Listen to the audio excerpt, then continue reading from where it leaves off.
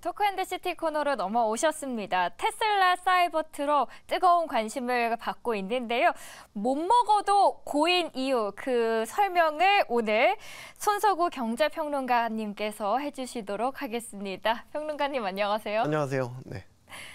못 먹어도 고 어떤 뜻인지 한번 설명해 주시죠. 화투 치시는 분들은 아실 텐데 이제 먼저 점수가 나면 계속 할지 말지를 결정할 때 고를 하거나 스톱을 해야 되거든요. 근데 이제 고를 하면 좋긴 하겠지만 고를 했다가 자칫 자기가 역전을 당할 수도 있어요. 그러니까 질 수도 있어요. 그런데 난 지금 이 순간 무조건 고를 해서 한 번은 더 하겠다. 해봐야겠다.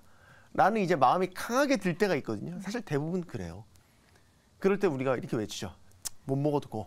가자. 일단 가고 보자.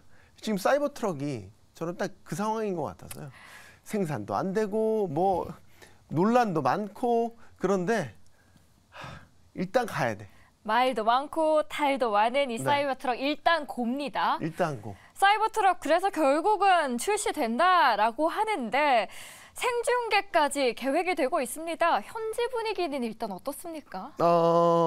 기대 반, 우려 반이 정확할 것 같은데 일단 그 드라이버들 입장, 그러니까 테슬라를 좋아하고 관심이 많은 운전자들, 고객층에서는 상당히 기대를 하는 건 맞아요.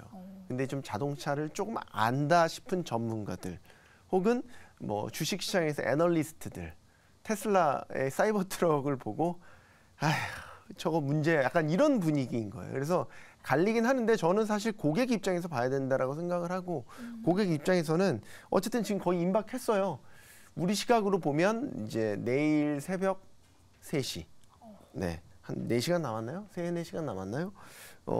지금 미국 텍사스 오스틴에 있는 기가 팩토리에서 이게 열릴 예정이고 정확히 얘기하면 이게 출시 행사라기보다는 고객에게 전달하는 그러니까 행사죠. 배송하는 행사죠. 그거를 생중계를 한다는 거고 지금 테슬라 사이버 트럭에 대해서 사전 예약을 받았거든요.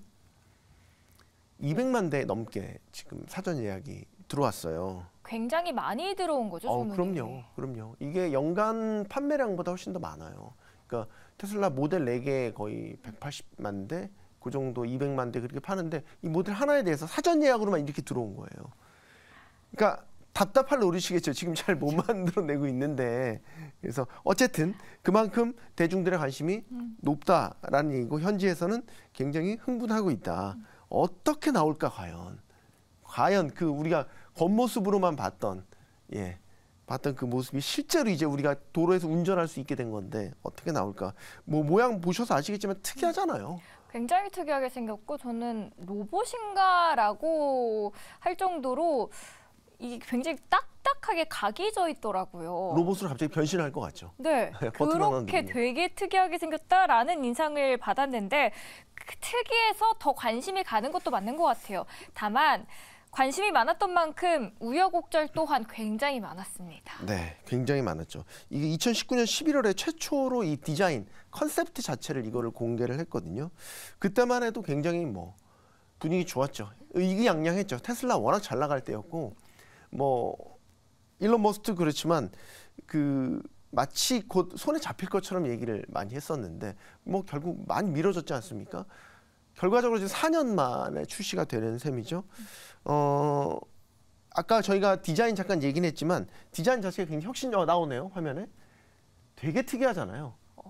지금은 약간 저런 모양을 전기차들이 따라가려고 하긴 하는데 저 당시 2019년 당시에 저런 모델이 나왔다라는 거는 당시에 와 뭐 탄성을 지르거나 아니면 정말 시원하게 욕을 해주거나 뭐 아니면 도식으로 아마 그 생각들을 하셨을 것 같아요. 굉장히 직선적이고 미래적인 디자인이었다.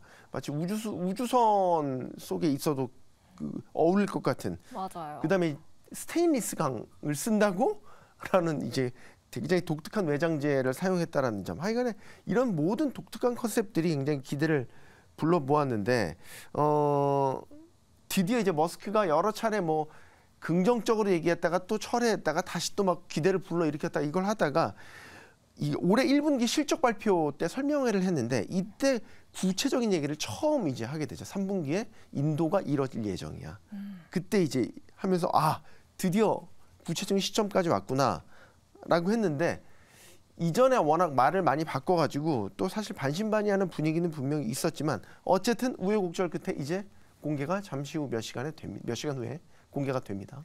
사실 저도 반신반의했어요. 너무 많이 나온다 했다가 안 나왔기 때문에 저희 시청자분들께서도 그 화면을 보시면서 외계인차 같다라고 하셨거든요.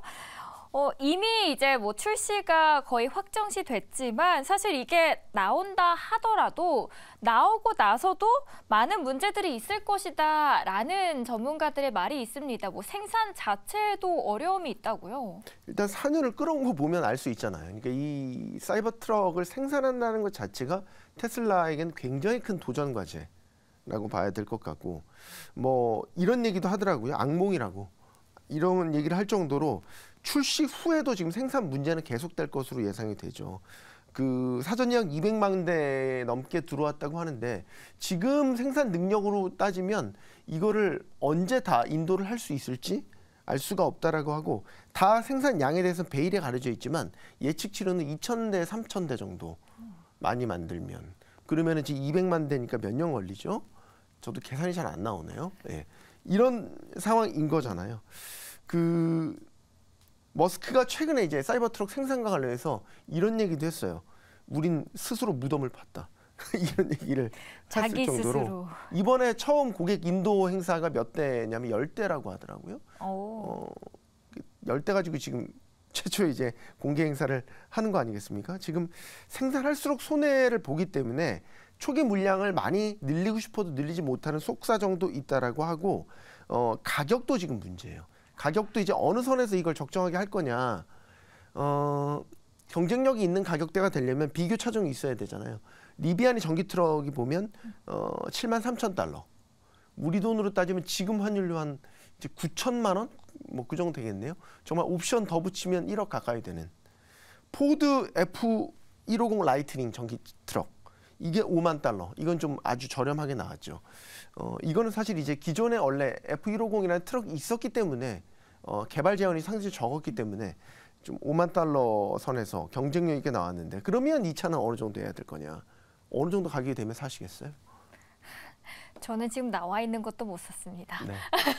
이게 이제 전문가들 사이에서 여러 의견들이 있지만 요 리비안 전기 트럭과 포드 사이에서의 이제 이 적절한 선, 그렇죠. 6만 달러에서 8만 달러 선 정도가 되지 않을까라는 전망을 내놓고 있는데, 비싸죠 사실. 6만 달러에서 8만 달러. 네. 이거 뭐 물론 미국, 우리나라에서 옵션을 갖가지 붙이진 않지만 6만에서 8만 달러 정도면은 미국에서는 거의 최고급, 세단으로 따지면 벤츠 혹은 렉서스 이런 정도의 최고급 세단을 살 수 있는 거를 그냥 픽업 트럭을 이걸 사겠다는 그렇죠. 거거든요.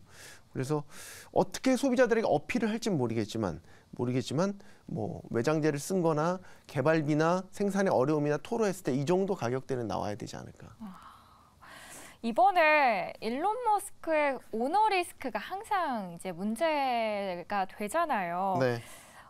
입방정이라고도 하죠. 잘못 이야기를 해서 항상 테슬라를 잘못된 방향으로 주가를 이제 빠뜨리곤 하는데, 네. 이번에도 사실 공개석상에서 한 앵커와 대담을 하면서 욕을 했더라고요. 네, 그게 아마 이스라엘 여행 다녀오고 나서 맞습니다. 그렇죠? 그건 사실 이제 테슬라와는 관계없는 뭐 정확히 X와 관련된 그렇죠. 이야기인데, 뭐 이제 X가 뭐 소위 지금 이스라엘 하마스 전쟁에 있어서 유대인이 성향을 드러내는 이제 그런 것들에 대해서 논란이 미국 내에서 있었고, 그래서 광고주들이 광고를 끊겠다라고 계속해서 지금 선포를 하고 있자 여기에 대해서 이제 화가 나서 강경 발언을 해서 이런 것들이 논란이 되고 있는 거고, 뭐 이것뿐만 아니라 이번에 사이버 트럭 나오니까 사이버 트럭에 대해서도 자꾸 이 일론 머스크답지 않게 자신감 없는 얘기들을 최근에 계속 하면서 이런 게 주가에도 좀 일정 부분 반영이 되는 게 아닌가 싶어요. 주가가 최근에 테슬라 주가가 신통치 않거든요.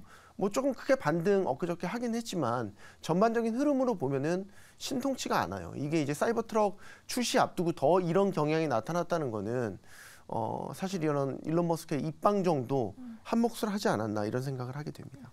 그럼에도 불구하고 사실 이 사이버 트럭이 가지고 오는 파장은 물론 있을 것 같습니다. 어떤 네. 파장을 시장에 불러올까요?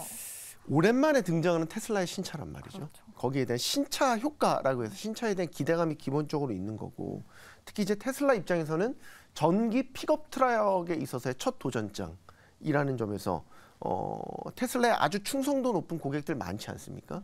특히 이제 얼리 어답터들 중심으로 한. 그렇죠. 아마 이 사이버 트럭에 대한 기대도 그런 관점에서 굉장히 클 거다라는 생각을 하게 되고, 공개 컨셉트카 공개 때부터 화제를 몰고 다녔던 게 이제 실물로 나오는 데 대한 흥분. 그래서 충성 고객들의 열렬한 지지를 계속해서 이어가게끔 하는 그런 신차 효과를 내지 않을까라는 생각을 하게 되고, 또 테슬라라는 자체가 하는 혁신성, 리더십 이런 이미지가 있잖아요. 이 사이버 트럭이 그런 혁신성이나 리더십에 대한 이미지를 계속해서 가져가게 해줄 거다. 전기차 시장을 개척한 개척자로서의 이미지, 또 오랜 기간 어떤 압도적인 점유율로서 전기차 시장에서 1위를 차지했었고, 후발업체들의 어떤 추격이 있을 때마다 시장 자체에다 새로운 화두를 제시를 했잖아요. 뭐 예를 들면 전기차에 대해서 그 다음에는 배터리의 용량에 대한 이야기를 화두로 꺼내 들었고, 뭐 가격 할인을 하면서 전체적으로 전기차 시장에 대한 그 흐름을 다시 바꿔놨죠. 뭐 최근에는 뭐 충전 규격 같은 것도 다 타사랑 공개하면서 쓰기로 했죠. 그것도 어떻게 보면 신의 한 수라는 얘기가 평가가 나오고 있고, 거기에다가 최근에 이제 자율주행 얘기까지 이제 하게 되면서 뭐 어쨌든 계속해서 이런 식으로 테슬라가 갖고 가는 선도적인 이미지, 이런 것들을 이제 사이버 트럭을 가지고 다시 한번 동력을 얻지 않을까. 그런 부분들이 어떻게 테슬라가 보면 참 하는 행동들이 양치기 소년 같기도 하고 얄밉기도 하지만 계속해서 대세임을 부인할 수는 없을 것 같아요. 그래서 일단은 어떤 형태로 공개되고 소비자들 이제 도로를 다닐 때 어떻게 평가를 받는지를 한번 지켜봐야 되긴 하겠지만, 선도업체라는 게 그런 것도 있거든요. 지금 전기차가 1차 성장성이 끝났다라고 얘기를 하잖아요. 그래서 전반적으로 다 부진하고, 우리나라 2차 전지주들 다 부진한 게 사실 전기차 시장의 성장성이 둔화됐다라고 보기 때문에 기본적으로 주가가 조정을 받고 있는 건데, 이런 테슬라 같은 선도업체는 사실 이런 업황의 부진을 반전시킬 다음 세대의 킬러 제품을 내놓는 역할, 이런 것들을 하게 되거든요. 뭐 확신할 수는 없지만 사이버 트럭이 그런 역할을 일정 부분 해내지 않을까라고 생각을 하는 거고, 앞으로도 이제 또 계속해서 어떤 헤게모니를 쥐고 가려고 할 거예요. 일각에서는 그런 얘기가 있어요. 우리 풀셀프 드라이빙, 그러니까 자율주행 시스템의 새로운 버전이 사이버 트럭에 실려서 나올 수 있다. 같이 그 공개되는 시점이 비슷하죠? 이게 11월 중순에 그 X를 통해서 한 그 이제 팔로워가 이제 일론 머스크가 질문했잖아요. FSD 새로운 버전 언제 나와? 근데 2주 후 그랬거든요. 14일에 그게 아마 있었을 거예요. 2주 후 따져보니까 비슷하네요. 11일이었구나. 11일에 그랬을 거예요. 그러니까 따져보니까 이제 이달 말이잖아요. 그러니까 생각해보니까 사이버 트럭 예고 시점이랑 겹치는 거예요. 사람들이 그래서 거기에 대해서 그런 얘기를 하기 시작한 거죠. 새로운 버전이 거기에 탑재가 되나? 그러면 엄청난 파급력 아닙니까? 그래서 그런 상상도 이제 뭐 반 농담이지만 했었어요. 사이버 트럭이 이제 고객에게 인도될 때 운전자가 따로 없을 거다. 와. 자율주행 새로운 버전이 탑재된 게 자율주행으로 빙 운전해가지고 그 고객에게 인도가 될 거다. 막 이런 뭐 상상의 나래도 펼쳐봤었고, 뭐 미국 차에 왜 이렇게 흥분을 하는지 모르겠지만 어쨌든 뭐 그렇습니다. 그래서 지금 FSD 자체도 그렇지만 계속해서 이런 헤게모니를 지고 가고 있다라는 거, 이런 부분들이 참 테슬라의 강점인 것 같아요. 지금 근데 현대랑 기아 자율주행 3단계가 미뤄지는 이유가 따로 있을까요? 그럼에도 불구하고. 얘기가 나왔으니까 이 얘기를 해야 되겠군요. 이게 FSD 새로운 버전의 특징이 그거잖아요. 기존의 자율주행 그 시스템들은 할 때 사람이 그 운전 방법이나 각종 리스크, 뭐 회피 방법 이런 것들을 다 손으로 프로그래밍을 하는 거예요. 익히는 거죠. 근데 이제 FSD 버전 12 같은 경우는 이걸 AI가 대신하는 거죠. AI가 자동으로 하는 거예요. 그래서 이제 텍사스의 테슬라의 자율주행 시스템의 특징은 그 카메라를 장착해서 카메라에서 들어오는 그 영상을 이제 학습해서 자율주행 시스템을 운영하는 거잖아요. 그러니까 그 학습하는 딥러닝 자체를 AI가 자동화시키는 거죠. 그러니까 사람이 손댈 일이 없다라는 거죠. 그래서 이게 아예 새로운 개념의 자율주행 소프트웨어가 될 거다라고 기대를 하고 있는 거고, 현대기아차 같은 경우는 계속해서 지금 약속이 미뤄지고 있잖아요. 그렇죠. 작년에 원래 나왔어야죠. 뭐 EV9부터 해서 제네시스 버전 지금 다 미뤄지고 있는데 현대기아차가 원래 그 내놨던 그 자율주행의 그 레벨은 3단계예요. 상용화 3단계를 목표로 내걸고 하겠다라는 건데 3단계가 이미 나와 있거든요. 근데 이제 이걸 정식 버전으로 볼 수는 없어요. 뭐 예를 들어서 한정된 수량 안에만 탑재를 했다라든지 미국에서는 지금 테슬라도 그 3단계의 수준의 그 자율주행을 운행을 해요. 그 고객 돈 받잖아요. 구독형으로 $199씩인가 해가지고 받잖아요. 근데 그게 정확하게 공식적으로 베타 버전이에요. 정식 버전이 아니라고요. 현대기아는 이제 어떤 목표였냐면 우리는 상용화 첫 3단계를 내놓을 건데 굉장히 실질적인 3단계를 내놓을 거라는 게 목표였어요. 그래서 시속 80km 이상에서도 쓸 수 있는 3단계. 혹은 아주 극저온, 극고온 같은 아주 그 거친 환경에서 쓸 수 있는 3단계. 뭐 이런 얘기들을 했거든요.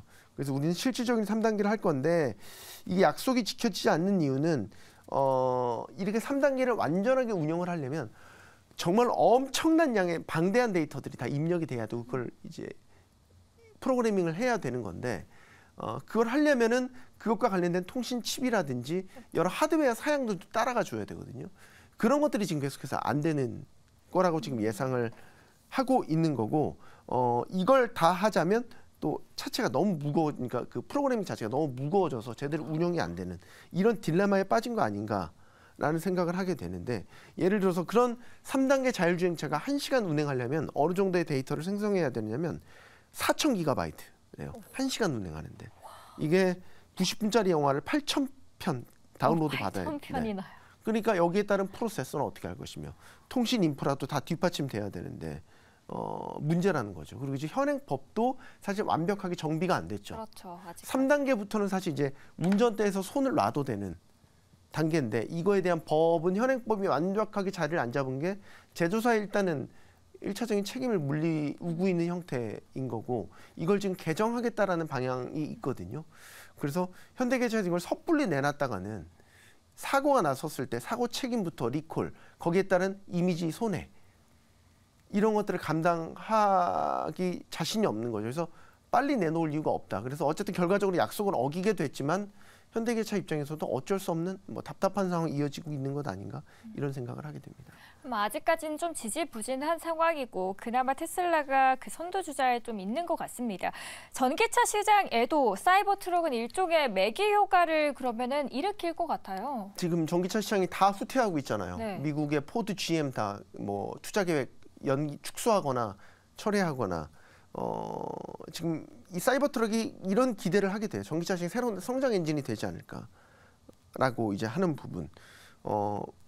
많이 팔리진 않겠지만 이런 트럭이 나왔다는 것 자체는 다른 경쟁사들한테도 굉장히 자극이 될 거예요. 만약 이게 소비자들한테 어필이 되면 비슷하게 쫓아가겠죠.